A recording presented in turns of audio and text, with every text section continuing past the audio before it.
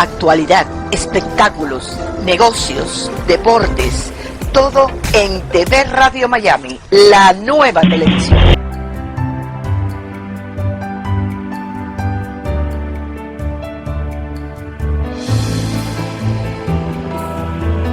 Agustín Rangugli, un periodista sin libreto.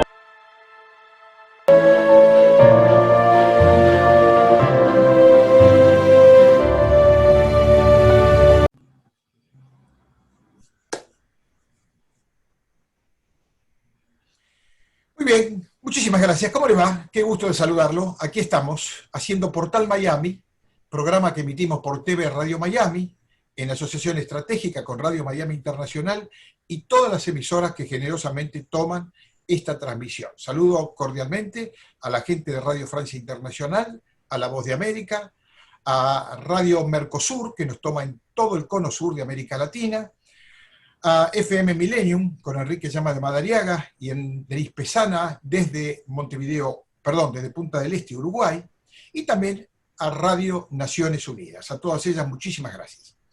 Bueno, vamos a hablar con un personaje muy importante. Cuando digo un personaje es entre comillas, por mi respeto a sus valores. Estoy refiriéndome a George Chaya.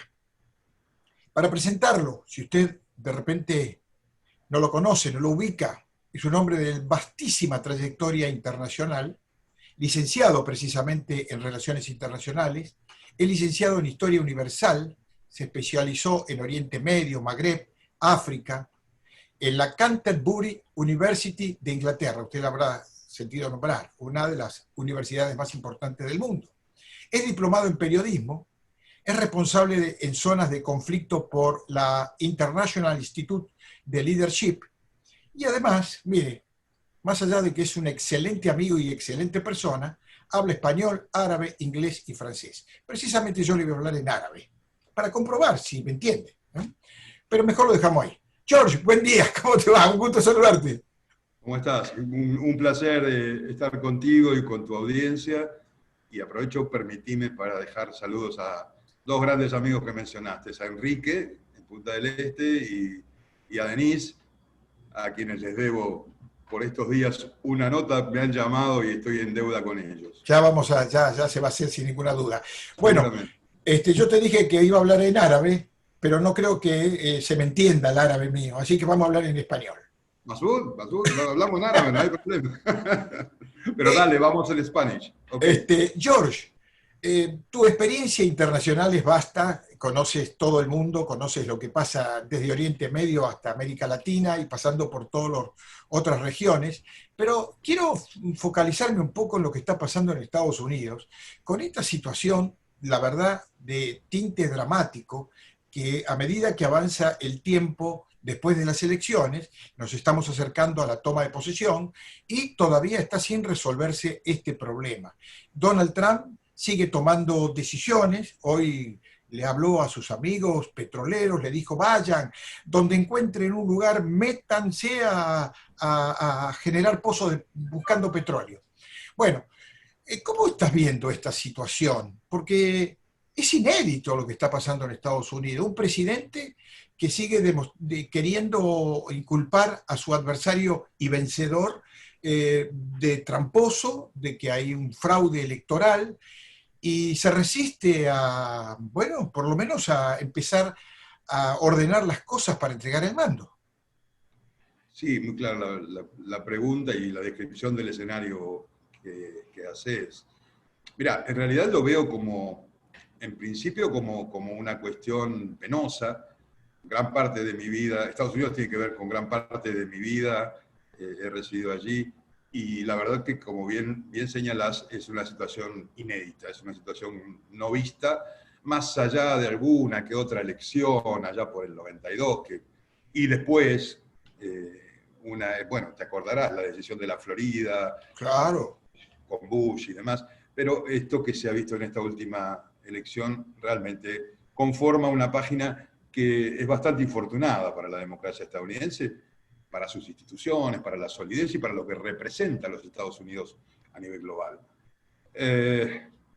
Hay que considerar, es imposible sustraerse para analizar todo esto que está sucediendo por estas horas y por esos últimos días posteriores a las elecciones. Hay que enfocarse, te decía, en lo que es la personalidad del presidente actual, Donald Trump. Uno puede, de alguna manera, criticar muchas cosas, su comunicación, su conexión con Twitter, con ciertas redes sociales y demás. Y también hay que tener presente que muchas personas, hay más de 70 millones de personas en los Estados Unidos que le han dado su voto. Lo cual configura un fenómeno que a mi juicio debería ser enfocado más que, ya no desde lo político, más allá de las implicancias políticas, de lo que realmente tiene que ver con los resultados de la elección, sino que tiene que ver con una cuestión de enfoque sociológico, a mi juicio, ¿no? Hay que ver por qué esas personas votaron. Esos más de 70 millones de ciudadanos estadounidenses votaron al presidente saliente Donald Trump. Evidentemente, las elecciones han quedado teñidas o hubo en torno a ellas un halo de poca claridad, lo cual es penoso para la democracia estadounidense, como te decía. Pero bueno, habrá que esperar todavía alguna que otra decisión de la judicatura, de las cortes y demás, más allá de los rechazos de muchas de ellas, sobre esos reclamos que hace Trump. Hay una clara definición en cuanto a los resultados. El presidente electo ya es considerado Joe Biden. En consecuencia, va a haber que enfocar, más allá de esperar las decisiones que Trump dice que va a esperar de la justicia, hay que enfocar esto en una transición, que es lo que viene, y que en enero sea lo menos traumático posible la salida de la Casa Blanca de Donald Trump. Ahora, las acciones que están llevando adelante muchas personas involucradas, de los dos partidos, te digo, ¿no? De tanto demócratas, que son los ganadores, como republicanos, particularmente la persona de Giuliani, bueno, de algún modo están entorpeciendo toda esta situación. Ahora, la pregunta es, ¿realmente están entorpeciendo desde la nada o realmente cuentan con elementos?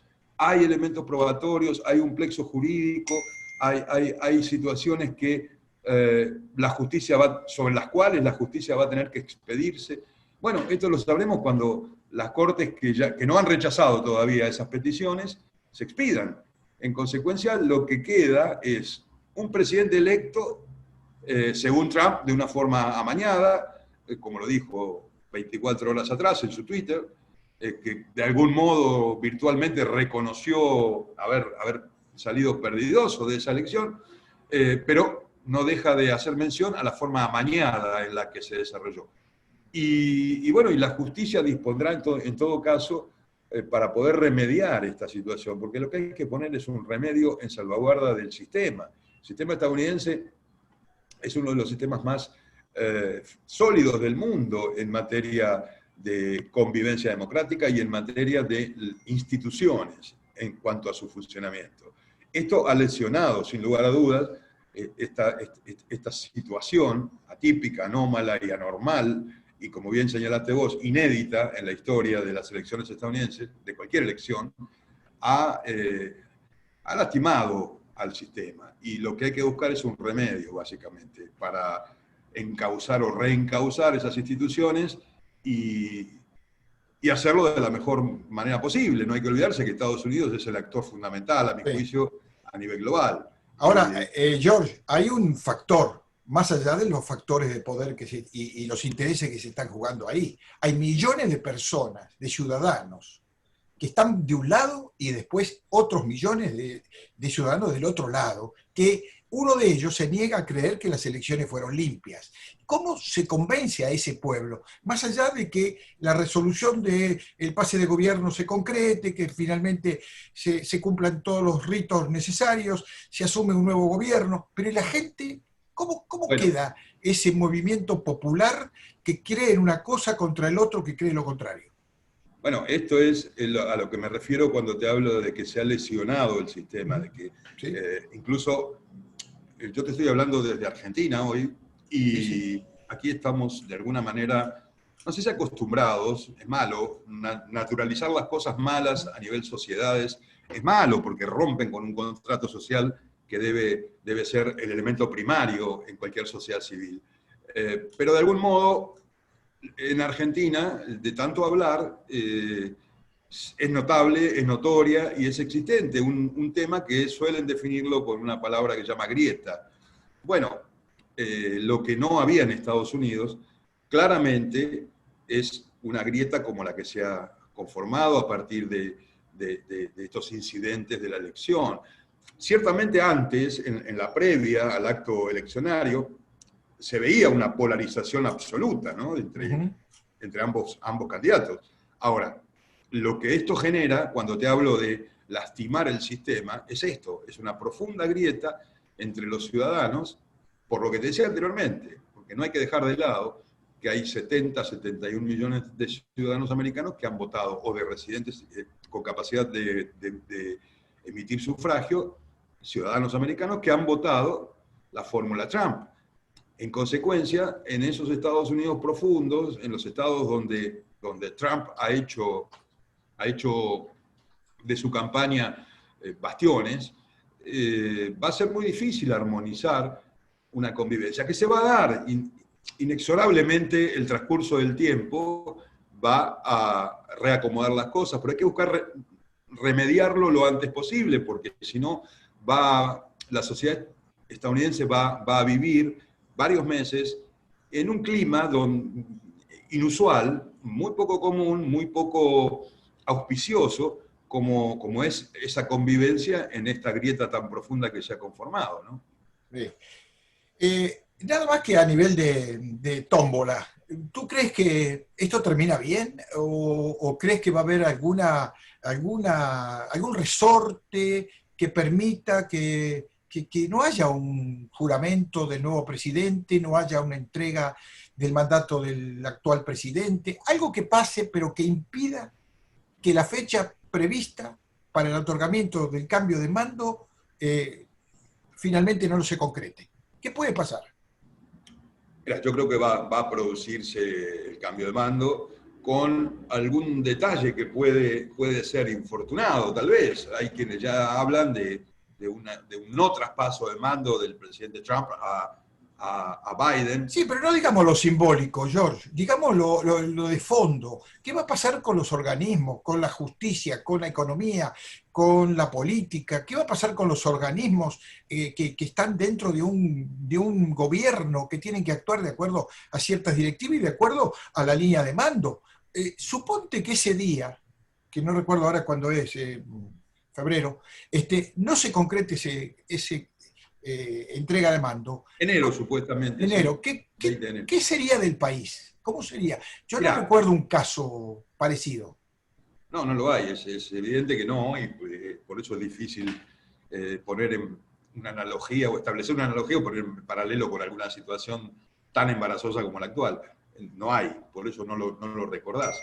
Pero más allá de lo simbólico, como bien señalaste, las instituciones, los organismos y todo lo que tenga que ver con el normal funcionamiento de la democracia estadounidense no se va a ver afectada.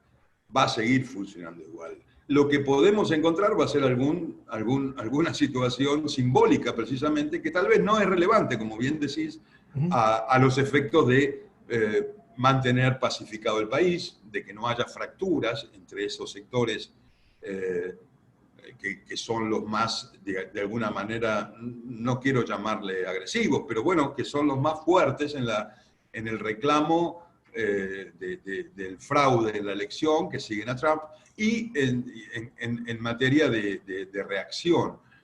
Porque del otro lado también tenemos ciertos movimientos, no ciertos, concretos movimientos, como los antifas, como muchos grupos que tampoco son del todo armoniosos. En consecuencia, claro, lo que hay que evitar es ese enfrentamiento, que yo no creo que va a estar presente, no creo que se dé, más allá de alguna situación aislada que puede ocurrir, pero básicamente las instituciones de los Estados Unidos van a seguir funcionando, los organismos van a seguir funcionando.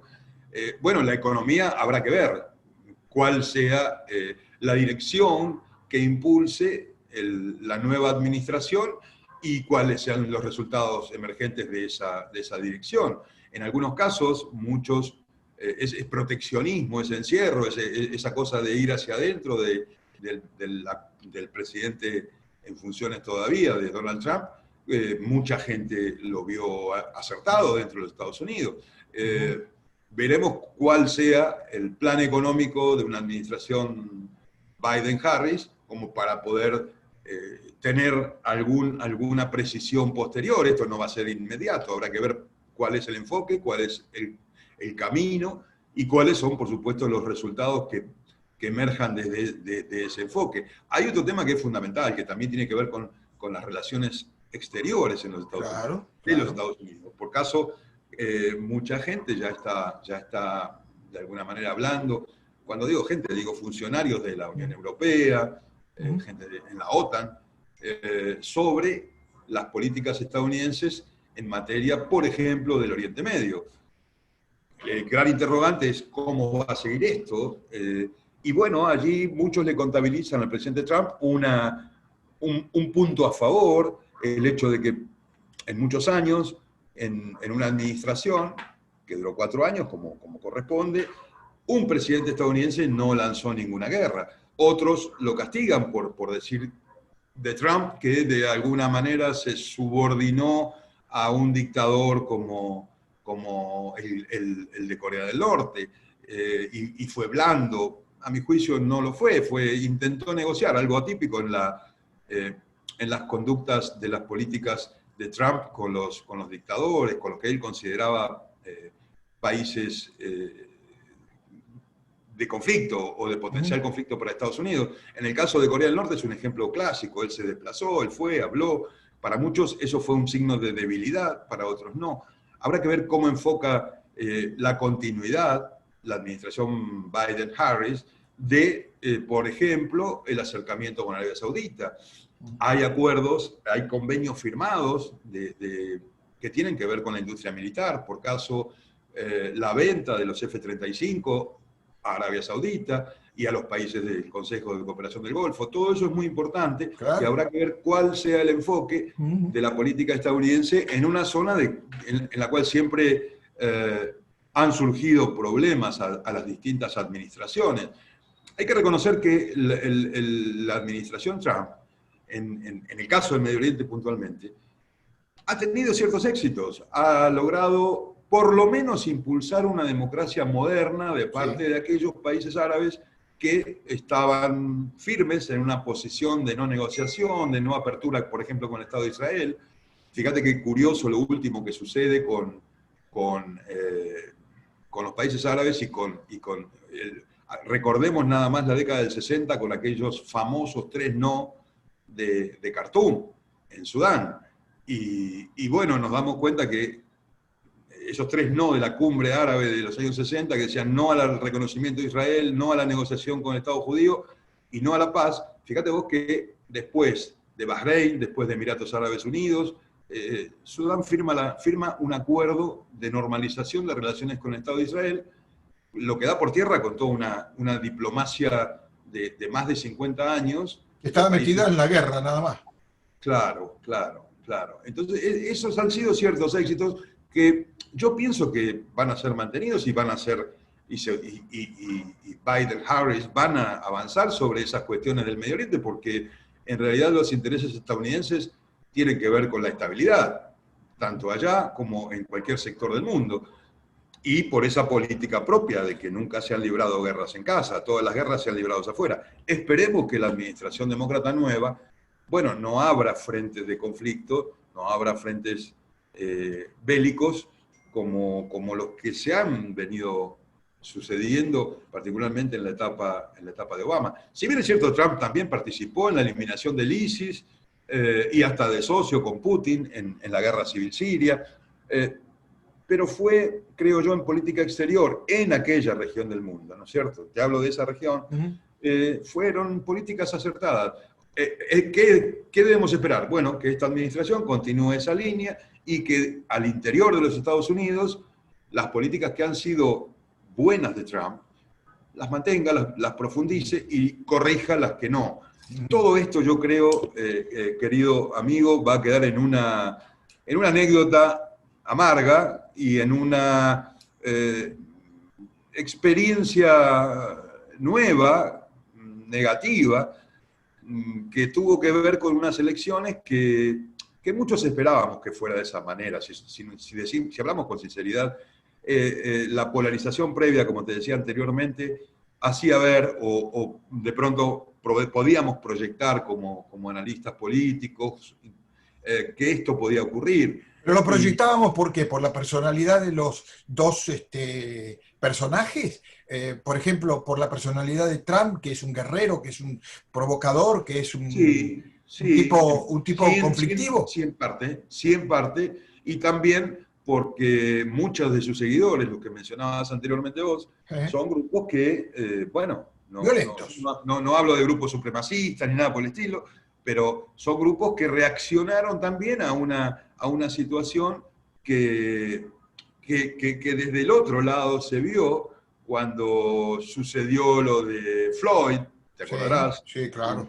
El hecho ese desgraciado, infortunado, de la muerte de este hombre, y allí comenzó todo un clima previo que era imposible no relacionarlo con las elecciones que se aproximaban.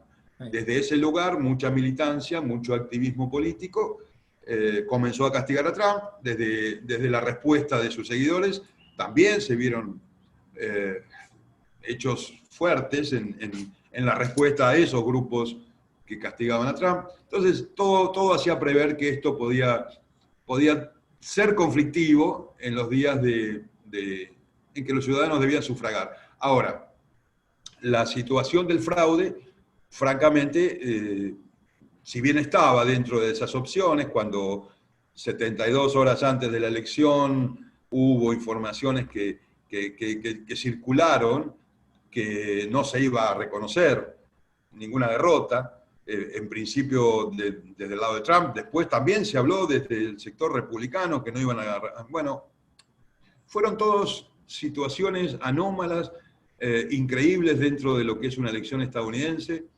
y lo que tenemos que esperar ahora es que de alguna manera las aguas se calmen. La transición no va a ser armoniosa, claramente, no lo va a ser. ¿Puede llegar esto a la Corte Suprema para una definición ante la posibilidad de que no se llegue a un acuerdo? Yo creo que sí. Inevitablemente, en algún momento, más allá de las Cortes que ya se han pronunciado en rechazo, de las que están entendiendo, en las denuncias, las que han receptado, yo creo que finalmente esto puede llegar a terminar en la Corte Suprema de Justicia estadounidense, no me cabe duda. Que sería repetir aquello de que en su momento le dio el triunfo a Bush aquí a consecuencia de los problemas en la Florida. Por último, lógicamente, el 14 de diciembre es la fecha real para que precisamente se entregue el mando. No sé si es una fecha límite donde deben reunirse ya el colegio electoral para definir formalmente el presidente, si hasta esa fecha no se ha resuelto el problema electoral, ¿no? O sea, el conteo, que ya no haya más confrontación de duda al respecto. El 14 de diciembre, estamos cerca. Esa es la fecha, exacto, que es correcto lo que señalas. Esa es la fecha en la cual deben cerrarse y certificarse absolutamente todos los sufragios por parte de los distintos, y conformarse los distintos, o sea, ratificar. Se debe certificar la victoria de Biden. Se va a certificar la legalidad de los electores, que en principio estaría dando, por supuesto, la victoria de Joe Biden y Kamala Harris. Ahora, habrá que ver con el presidente Trump, nunca se sabe, y habrá que ver estos recursos que él ha impulsado a nivel de la judicatura, de la justicia estadounidense, que, como te decía, vuelvo a reiterarte, ojalá se resuelva armoniosamente, pero me da la sensación de que todo esto va a terminar con una decisión de la Corte Suprema de Justicia. Por supuesto, en enero cambiará el inquilino del Salón Oval, y esperemos que todo esto se desarrolle en paz. Sí. Exactamente, sin violencia. Aunque te digo, George, que aquí ya se escuchan algunos tambores que empiezan a hacer ruido de que el entorno de Trump va a intentar interferir precisamente en ese 14 de diciembre dentro del colegio electoral. O sea, que van a tratar de meterse allí. Esto es lo que se dice. Nadie puede saber si es verdad, ni nadie puede saber si va a ser real. Pero se está hablando en mucho y cada vez más fuerte de esta posible interferencia en el colegio electoral el próximo 14 de diciembre. Sí, yo creo que por primera vez en la historia en los Estados Unidos la sociedad civil ha sido de algún modo bombardeada con demasiadas situaciones anómalas, muchos rumores, y por supuesto que esto conspira contra la estabilidad, la paz social y demás. Esperemos que eso no suceda, más allá de algunas personas y algunos grupos menores que pudieran estar enojados o pudieran no estar de acuerdo con esto, pero si algo caracteriza y algo caracterizó a través de su historia de Estados Unidos ha sido el principio de la legalidad y lo que la justicia ha señalado y las reglas se respetan. En consecuencia, espero que se respete también lo que señale la justicia en el caso de que vaya a ese lugar, ¿no? Querido amigo, mi absoluto respeto a tu persona. Realmente es un lujo conversar contigo un ratito. Así que agradezco esta media hora que hemos compartido. Espero que más adelante volvamos a tener esa posibilidad, pero te mando un gran abrazo y muchas gracias. Gracias a vos por el llamado y por supuesto a la orden siempre, querido amigo. Nos vemos, gracias. Que sigas muy bien. Gracias. Bueno, un lujo, ¿eh? George Chaya. Ya le conté al inicio de esta nota las cualidades, nada más que un poquito, ¿no? Porque hay muchas más, de nuestro querido amigo George Chaya, un experto en la materia internacional. Hacemos la pausa y venimos enseguida.